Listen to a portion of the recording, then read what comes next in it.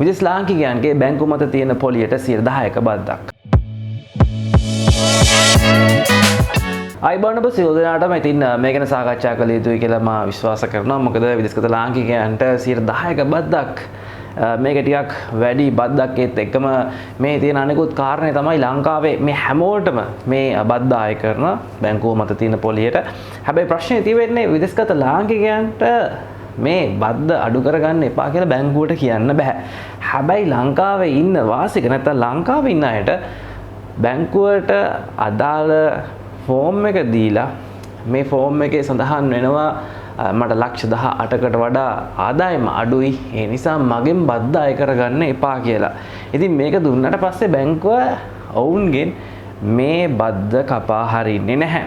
හැබැයි විදේශගත ලාංකිකයන්ට මෙහෙම පෝරමයක් දෙන්න නැහැ. ඔවුන්ට දෙන්න බෑ මේක. ඉතින් එහෙම තමයි සඳහන් කරන්නේ. ඒත් එක්කම මේක විදේශගත ලාංකිකයන්ගෙන් අය කරන අවසාන බද්දක් විදිහට තමයි අය කරන්න කියලාත් සඳහන් වෙනවා. ඉතින් කොහොම වුණත් විදේශ රටක ඉන්නා නම් ඔබට යම් කිසි ආකාරයක තියෙනවා නම් තැන්පතුවක් මේ තැන්පතු මත පොලියක් හම්බ වෙනවා නම් මේ පොලියට 10%ක බද්දක් අය කරනවා මේ අප්‍රේල් 1 වෙනිදා ඉඳන්. ඉතින් මෙහිදී තවත් කියන කාරණයක් තමයි විදේශගත ලාංකිකයන්ට තියෙන අර විදේශ ව්‍යවහාර මුදල් වලින් තියෙන තැන්පතු වලට අය කරන්න නැති බව කියන්නේ PFCA මේ accounts වලට.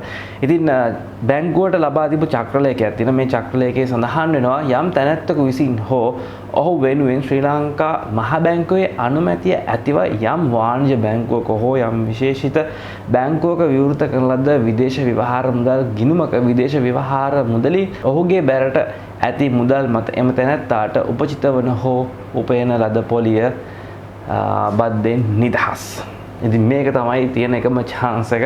තව double tax treaty එකක් තිබෙනවා. ඉතින් ඒක සඳහන් නමුත් මේ double tax එක අර මැද පෙරදිග ඉන්න අයට ගොඩක් අදාළ වන්නේ නැති දෙයක්. හැබැයි යුරෝප් එහෙම නැත්නම් ඇමරිකාව වගේ ඉන්න අයට මේ double tax treaty එක වැදගත් වෙනවා.